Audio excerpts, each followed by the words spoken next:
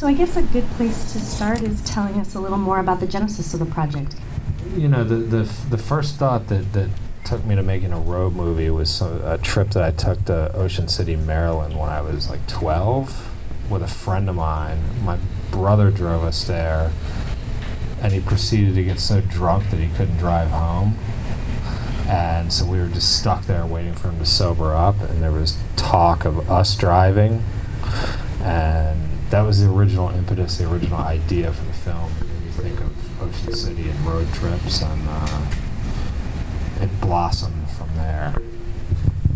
And I'm curious about your approach to the visual style, since we're lucky enough to have the cinematographer. Can you talk about your collaboration and how you, designed what this film would look like? I had a road trip to Ocean City also. We're both from Maryland, and I never ever want to go there, and he always wants to make movies there. To me, it's like the worst place, and he just keeps wanting to go back. And but my road trip to Ocean City was like from the next beach over. It was like but it was my drunk aunt and her drunk friends, and it was the most terrifying drive. And I was maybe 10 or 12 or something, and we drove over like a median into this, whatever, anyway. That was my favorite. Ocean City was a really terrifying place when I was a kid, and I definitely never wanted to go back as an adult. But yeah, I did it anyway for him because he is, he's a director that directs me more than anyone else. I think he really is more in control of the visuals. He sets up the shots almost every time, and I just really am just kind of like just doing whatever he tells me to do, which is really fun sometimes, because sometimes people don't tell me enough and I get frustrated and I'm a little aimless. But so yeah, I always like working with him because he actually tells me what to do, even though he's got some really dumb ideas sometimes. They're always really fun to see executed. So Well, it is a film that tells the story primarily through the visuals. There's so little dialogue, and I'm curious if you can talk about that decision to structure the film that way and maybe any challenges in making such a predominantly visual film. You know, I mean, it sort of follows what I like the sort of European cinema that I like, the Maurice Pialat, things like that, where there's just not quite as much dialogue. It's more visual. For me, if anything, it sort of handicapped me along the way, at least in the release of the film, because it seemed to be all that like a lot of reviewers and a lot of people writing about the film could focus on, was the fact that there was so little dialogue, as though it was some atrocity that I had done to the world by releasing this. Like, it was the first time it had ever happened, which was quite surprising, and it pissed me off. But it's sort of, I make films that I would want to see as a viewer, and to me it means more. It's more intense when I watch things where I have to make a visual connection and use images butted up against each other to sort of communicate and to sort of rather than having to just spell it out for someone with a piece of dialogue, or to maybe choose that piece of dialogue very carefully. Or in some cases, if something is working and we're improvising, there are a couple areas where the dialogue gets a little heavy, and just if it's working and it's funny and I like it, I'll go with it, and maybe I'll leave it in the film. Was there a lot of... Oh, go ahead. Also, none of these people are actors really, and so some of them couldn't really handle their dialogue very well sometimes.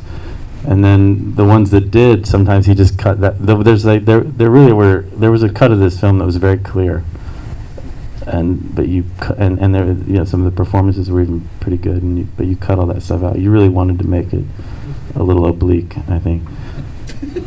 Yeah. Right? But that cut probably would have been about 3.5 hours. Yeah.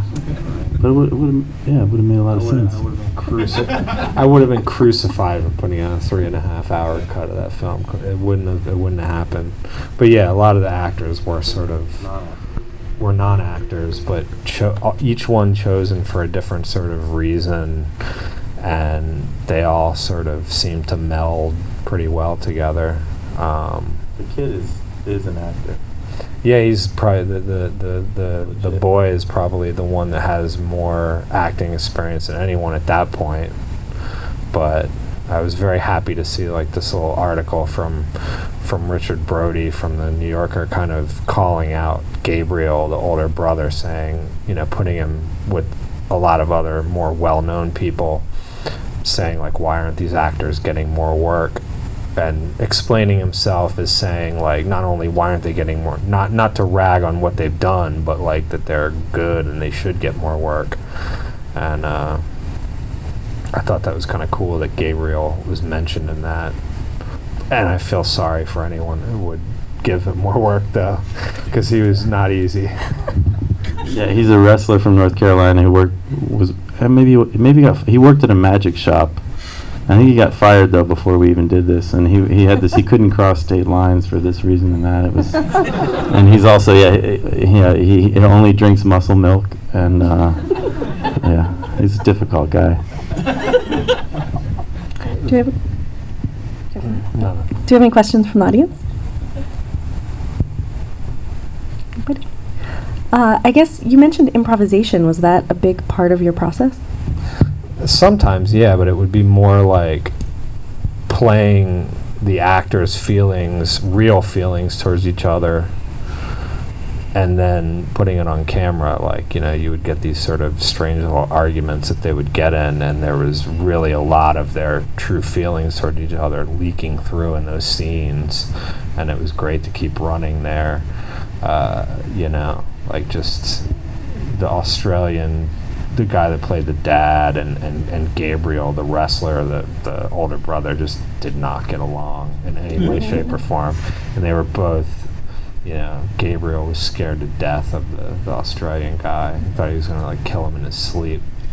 He said he was going to kill him. Yeah. and he took it seriously. And so, they would get in these, there was this really true tension that existed between the two of them throughout the entire shoot, and it really kind of came through, and it was kind of a gift.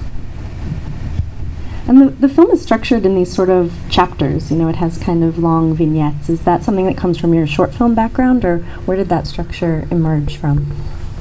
Perhaps that it did come from my short film structure. Maybe it was my novice way of trying to piece together a feature. But it just, a lot of the films that inspired this one sort of took place in a very similar sort of. It's kind of a road movie. Each place that they visit is a chapter. Each group of people that they alienate is a different chapter until eventually they get to where they're going to a certain degree, even though they never knew that's where they were going. But it wasn't intentional so much as just kind of maybe me aping what I'd seen and what I'd liked in other road movies. Thank you.